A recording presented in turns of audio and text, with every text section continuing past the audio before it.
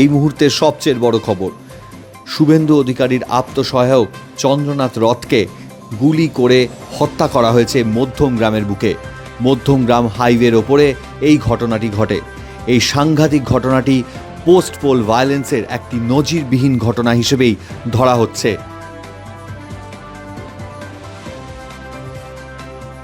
চন্দ্রনাথ রথকে খুন করার এই ভয়ঙ্কর ঘটনার ইঙ্গিত উঠবে পূর্ববর্তী শাসক দলের দিকেই। তবে বঙ্গ রাজনীতি এর কী পরিণাম হয় তা সময় বলে দেবে। চন্দ্রনাথ রথকে নিকটবর্তী হাসপাতালে নিয়ে গেলে মৃত বলে ঘোষণা করা হয়। একেবারে রাতের অন্ধকারে লোকে লোকারণ্যময় একটি জায়গায় খুন করা হয় মধ্যমগ্রামে চন্দ্রনাথ রথকে।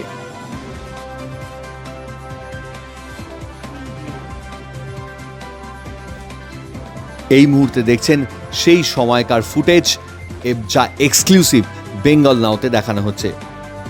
ব্যুরো রিপোর্ট, বেঙ্গল নাও।